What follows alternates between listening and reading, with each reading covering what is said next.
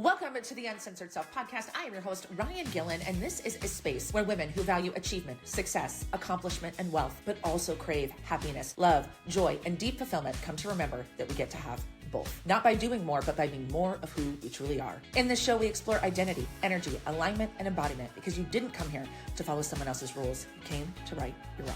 Let's dive in.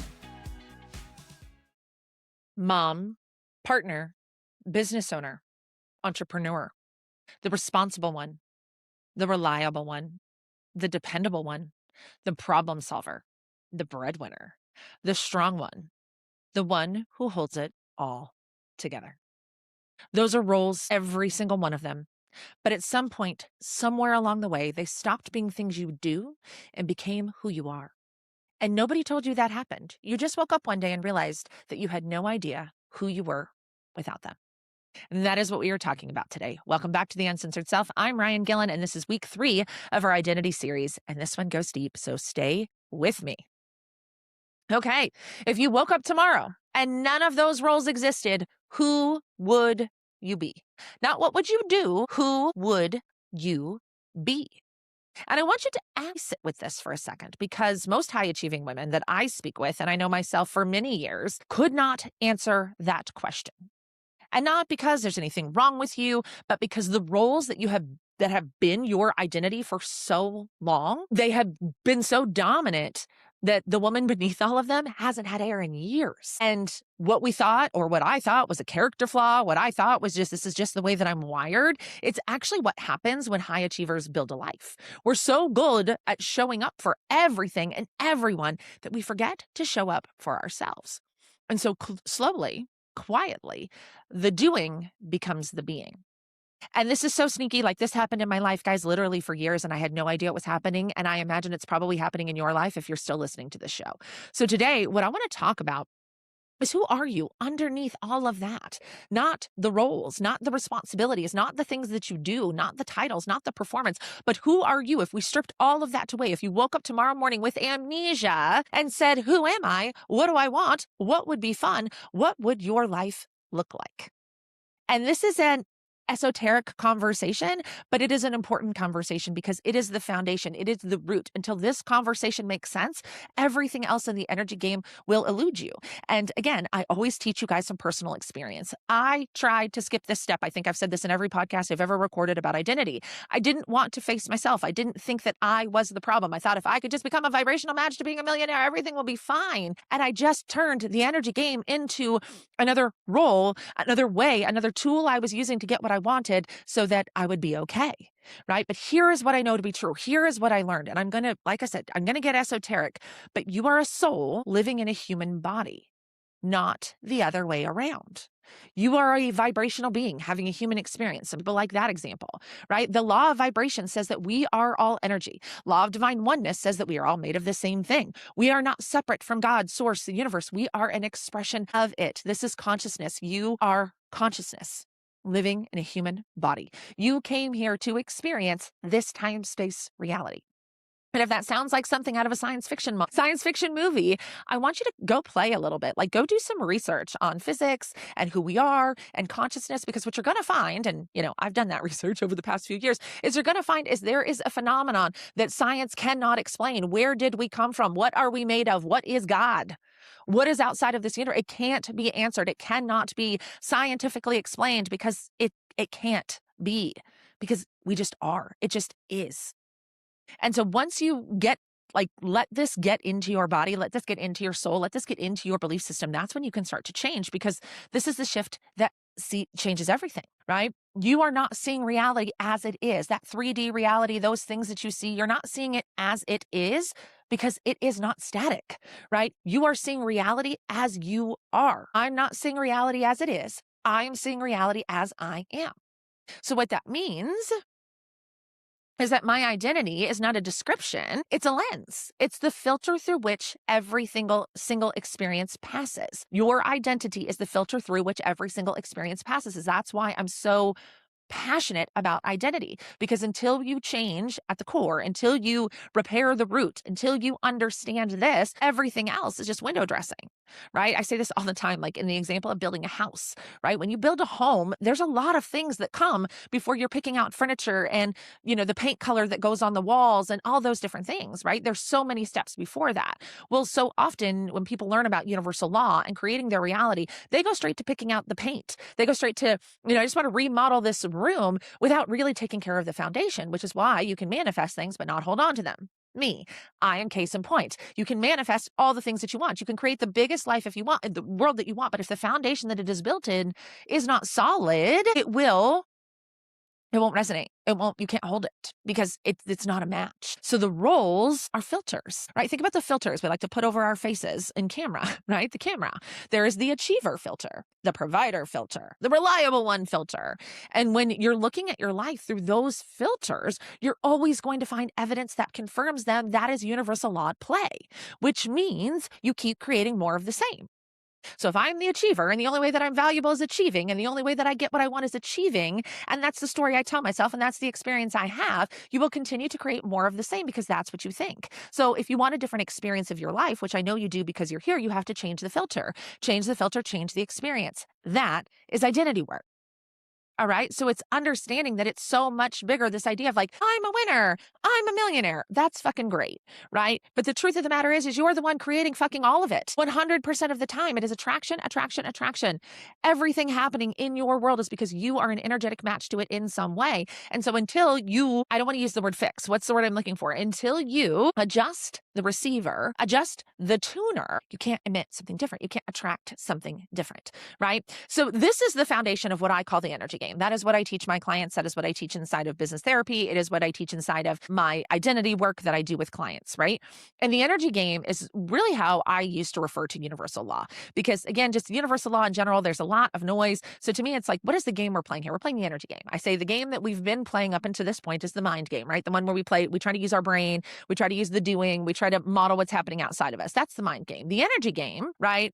The energy game is the game when we realize it's actually our energy that creates first. So if I want a different experience, I have to change my energy. Well, the first step is to change our identity, right? And to me, once you, again, really understand the identity underneath it and then the power of it, that's when things really start to change because your identity is your baseline frequency. So again, we can use the example, I often use the example of a Wi-Fi signal because it just makes more sense, right? Like we can't explain the Wi-Fi signal. You just turn your iPhone on and it connects. And if you know more than that, good for you. But the truth of the matter is it allows us to connect to the internet wirelessly, right? That's energy. So you are a walking fucking Wi-Fi signal, right? So if my Wi-Fi signal is, named Ryann, right? I have to have a password to tune into Ryann, and then I have this protected Wi-Fi signal to work within, right? You are a walking Wi-Fi signal. And then that Wi-Fi signal is what you're broadcasting out into the world every single day. And what you broadcast, what that signal is an energetic match for, what it's going to tune into today is determined by your thoughts, your feelings, and your actions, right? Your thoughts, your feelings, and your actions are actually what is determining that Wi-Fi signal. Again, if your router is broadcasting on one frequency and your device is trying to connect on a different one, nothing works. Not because either one of the devices is broken, but because the signals aren't matched. That's the energy game. This is exactly what is happening when high achievers keep hitting these invisible ceilings that we can't break through, right? Like, why can't I break through this one thing? Why can't I solve this one problem? Why can't I repair this one area of my life? Why can't I just be happy, right? The results that we want are on one frequency, and the identity that we're operating from is on another. And no amount of strategy or effort is going to close that gap. And identity is the baseline of your ability to create what you want. Not your hustle, not your hard work, not your effort, not your skill set, not your strategy. It is your identity. It is your identity. And the person, because again, the reason why I say it's identity first is because you would never think the thought that nobody's ever going to hire me and I'm never going to hit this goal if you truly believe that you were the one creating it. If you truly believe that you were the one creating your reality, you would never think, gosh, the economy is shit right now and nobody's buying, right? Because if I'm the one creating my reality and I know that my thoughts create, I wouldn't think that thought. That's why identity is so important. If you continue to think thoughts that are in agreeance, in congruence, in an energetic match to your current reality, you will currently have that. So that's why identity has to shift first, because why else would you shift your thoughts? If you think you're just a victim to your circumstances, if you think this is just the way that it is, if you think you don't have any choice and you're not the one calling the shots here, you're just going to continue to think the thoughts that you think. When you actually own the fact that I'm the one creating all of this, you start to actually think about what you think. If I believed I was creating it, would I be thinking that money is hard to make? If I was the one creating this, would I think it was going to be really hard to find the right employee who's the right fit for what I want? If I'm the one creating my reality, would I think, well, I just have to take this client because I don't have anything else going on? Of course not. I would never think that. That's why we have to change from the identity perspective first. So what does this look like? Most people are thinking to their desires, right? I'm standing right here, who I am today, and I'm thinking to. Out there, it's something out there. I want to make more money. I want to feel free. I want to stop feeling this heavy. You're standing there looking somewhere else, wherever the fuck that is, thinking about how to get there. There feels like there's a gap, that there's a starting line and a finish line. Okay. That is the energy of lack, of not yet having it. That is why most people don't live lives they're fucking obsessed with beyond their wild imagination, because they think I'm standing here and what I want is standing over there and I have to close that gap. And then all the noise comes in. I don't have time to close that gap. I don't know how to close that gap. Do people like me get to close that gap? Am I good enough to close that gap? Do I know enough? Did I work hard enough? Do I deserve it? All the shit that goes in there. Right. And so what I teach, and when we really play the energy game, we learn to think from. Learn to operate from the identity of the woman who already has it. I'm the creator of my reality, which means that if I say I want to run a $10 million business, I'm going to fucking have it. Can I see it yet? No, because my Wi-Fi signal isn't yet a match. But I know that my work is to clean up the Wi-Fi signal. So as often as humanly possible, I have to operate from the identity of the woman who already has it. What does she think about? She doesn't think, oh my God, I hope somebody buys something today. She thinks, are we offering great client service? Is our communication clear and concise? Is my marketing team executing on the campaign we talked about? What's the next big thing I'm going to build, right? What does she think about? That's why identity work is so important, because then when I think about, okay, I'm running a $10 million business, how do I make decisions? I don't make decisions from fear when I'm running a $10 million business. I don't make decisions from lack. I don't make decisions because somebody else told me that I should, or somebody else has a better idea when I'm running a $10 million company, do I, right? I'm only doing that if I'm thinking to my desire, not from my desire, right? What does the version of me running a $10 million business, what does she say yes to? Does she say yes to that invitation that she doesn't want? Absolutely not. Why? Because she doesn't have to, right? Because the only reason you say yes to something you want to say no to is because you feel like you have to, that you may miss something because of it, right? What does she say no to? When you really think about this is the core of this, right? When you can really truly see this for what it is, start thinking like the version of you that knows what you're building is a fact and your thoughts will change. When I think from the identity of having it all, they change. And then when my thoughts change, my feelings change. When my feelings change, my actions change. The signal changes. And when the signal changes, the reality changes with it. That is the energy game. And your identity is where it starts. Because being the provider, being the reliable one, being the strong one, is like I can feel it in my body, guys. When I say it out loud, it instantly comes with pressure. It instantly comes with stress. And when I think about the life that I want to live, it doesn't have pressure and stress, at least not all of the time. And you might be thinking, Ryann, isn't there going to be pressure and stress when you're running a $10 million company? No, there is not, because I am not an energetic match for it. And am I okay with it taking longer for me to build a $10 million company until I learn how to be an energetic match to that, not being stress, not being pressure, not being tension, not being this call to perform? Absolutely. Absolutely, I am. I am okay with knowing that there is no blueprint for what I'm building right now, and I'm going to have to learn my capacity to expand into that. I often say that this is the easiest.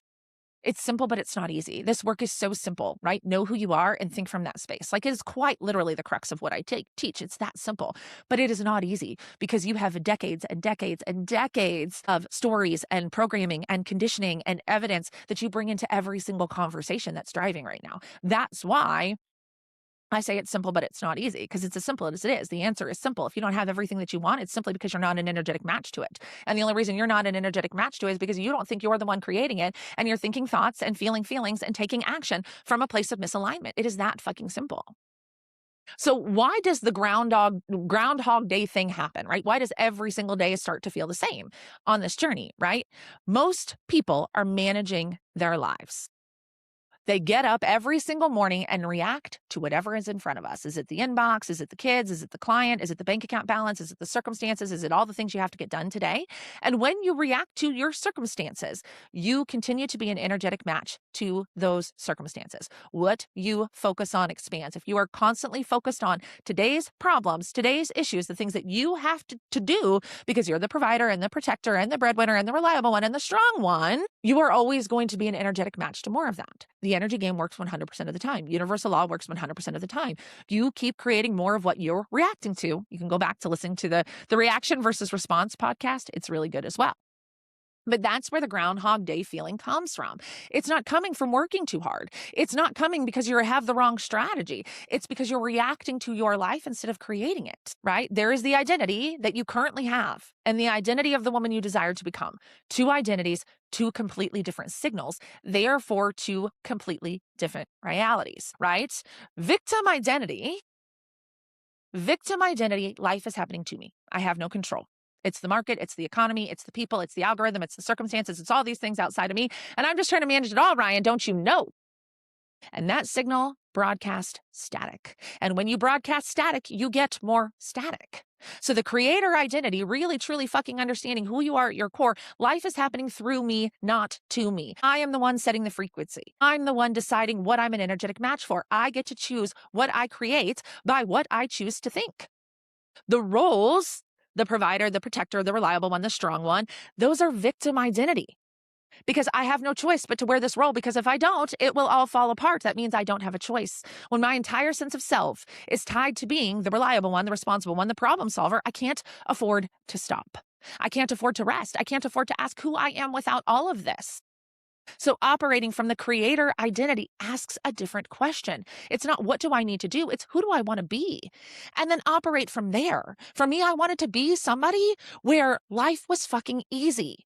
And I had the hardest time admitting that because I had so much of my identity wrapped up in hard. I am the one who can overcome hard things. I am the one who can handle anything. I am the one who can do it all. Give me a problem and I will fucking solve it. And that is where I got so much of my significance, so much of my value. So to stand here and tell you that I want to build a $10 million business and I want it to be fucking easy, I want it to be with ease, not meaning I don't want to give effort, not meaning there will be no challenges, but I want it to feel like, holy fucking bananas, this gets to be my life. This is what I wake up and do every day. I can't believe this is work. I can't believe I get paid for this. I can't believe this is how I spend my time. I can't believe this is my life. Right? And I have to operate from there, because if I say yes to something that doesn't feel like I can't believe that this is my life, I am operating from an old identity, old thoughts, old feelings, old actions, old frequency. Same results. So I want to give you a real example of what this looks like when you actually own it. And this is a very, very recent one. I joined a 30-day Money March challenge by a woman online. I recently was reading her book. I really like her book a lot. And she triggers me, quite frankly. And I tend to be one who likes to look at my triggers, because when something triggers me, it means that I am somewhere, something going on. So anyway, I'm in this sales challenge. I showed up for the first week. I listened to it. I did the homework. And what started happening is, as the event went on, the woman leading it, who is brilliant, this is no knock on her at all, right? She just has this wild, high, crazy energy. Like, it just looks like her life is one big mess, and somehow it lands pretty at the end of it. And as much as I love her business results, as much as I love the amount of money that she's made, I don't want to live like that. First of all, I don't want to have to show up on the internet in the bikini and dance around and be all crazy. That's not who I am. That's not my energy. If you catch me on a Saturday night, it's not a raucous dance party around here. On a Saturday night, I prefer to be around a fire pit. You know, there's probably some extracurricular activities involved, and I don't do any drinking, right? And just sitting around and having good conversations about life, about what's important to you, daydreaming, thinking, learning, like just being. And so I literally just decided I'm done with this. I left the Telegram group. I unsubscribed from the emails, and I was just like, this is not for me. And the reason I'm sharing this with you is because, like, I was starting to feel anxious. I was starting to feel behind in this challenge, right? Like, oh my gosh, I'm behind. I didn't do all the things. And I was like, I got to do this and I got to try this. And like, it brought up a lot of old feelings, and I sat with it and I was like, okay, is this something I need to work for, or is this merely just not for me? Yes, I love this woman's results. Yes, I love how herself that she is. Yes, I love her book, but I don't want to run a business like her. And I'm sharing this with you because old me would have stayed. It would have I would have white knuckled my way through all 30 days of this because I signed up for it. I paid for it. I finished what I start. And gosh darn it, this woman's making more money than me, and she's got a bigger business than me. So she must know something that I don't. And so I'm going to stay here. That is what an old version of me would have done. I paid for it. She must know more than me. I commitment. We don't quit, right? But I left 6 days in. And what's really beautiful, I didn't leave empty-handed. I got a couple of really fucking good ideas and really good clarity from those 6 days. I got what I needed. And then I got this giant fucking reminder is that I get to do it my way. I don't have to stay in this challenge. I don't have to build a business the way this woman builds a business. There is another way to get here. So instead, what I started doing is if I see myself as the creator of reality, I'm using this woman as an example of what's possible. I'm using this woman's great idea. I'm using her passion. I'm using her joy. I'm using what I learned from that space. I'm taking that energy with me and I'm leaving behind that I don't have to be crazy and a mess and wild and weird and wear sequins and do 3-hour live streams and, show up on every call in a bathing suit. I don't have to do that. I don't have to broadcast the signal that works for somebody else. I get to choose my frequency, my identity, my way. And I used to think that was arrogant. And it's not arrogant. It's just confidence. I'm also not quitting. A version of me before would have been like, Ryann, you're a quitter, right? No, I don't stick with anything that isn't serving me. The idea of you must stick with it until the end, I think, has done more damage to us than quitting ever would. And I don't mean quitting. This is hard. I'm quitting. I mean, this is not aligned and I'm not going to continue to do something that is not aligned. I am a woman who knows that I get to create what I want. I get to have what I want and I don't have to stay doing anything just because I said that I would. And again, I want to be very clear. I oftentimes coach my clients to stay with the thing. Because I am a believer. I literally just coached a woman who bought an identity reset session she's quitting her job and starting a business. And the thing that I told her, we're trading text messages and we're going back and forth and her call is this week. And I told her, I said, here's what you need to do. Before you leave that business, before you leave that job, I need you to get right with that job. I need you to be okay with leaving because if you leave that job bitter, angry, resentful, pissed off, any sort of way, feeling like you were taken advantage of, you were lied to, all of those things, wherever you go, there you are. Wherever you go, there you are. So if you take that identity and you exit that job and you take it into the next job, you're going to hate that one too, right? That was literally what last week's podcast was all about. If you just keep changing the outside circumstances without changing yourself, you will create more of the same. So you have to change who you are. You have to change your energy towards it. I often tell this story of this is how I exited my marriage. The first time that divorce was put on the table was about a year before about 9 months before it was actually a real conversation. And it was because I knew. The first time that I was like, I can't do this anymore, it was, here's all the things you're doing wrong. Here's all the way my needs aren't met. Here's all the way you fucked up. Here's all the ways you're wrong. And I'm right. And whether or not I was right or wrong doesn't really matter. But if I left my marriage in that energy, first of all, I would take it into the next relationship, or my relationship with my ex-husband would continue to be catastrophic because I would be right and he would be wrong. I had to do something entirely different. So I took a different approach. I had to leave my marriage because I didn't like who I had become. I couldn't be the best version of myself in that space.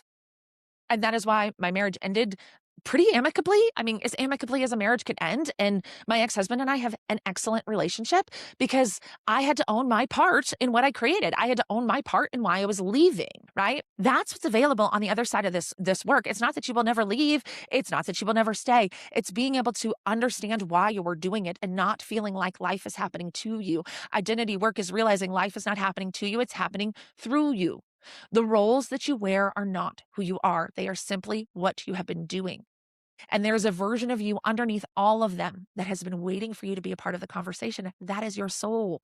The part of you that tells you, you should do this, you should try this, you should start this. Wouldn't it be cool if? The part that you constantly tell to shut up and be quiet and sit down because there are people depending on you and there is money to be made and there are things to be done and we don't have time to be fucking daydreaming like that. She is trying to get your attention. And that is what the identity reset is for. I'm not a strategy girl anymore. I'm really fucking good at it, but that's not what people come to me anymore. I'm not here to give you a new plan. I want you to get underneath all of it to who you actually are at the soul level. Because when that changes, the signal changes. And when the signal changes, everything else changes with it.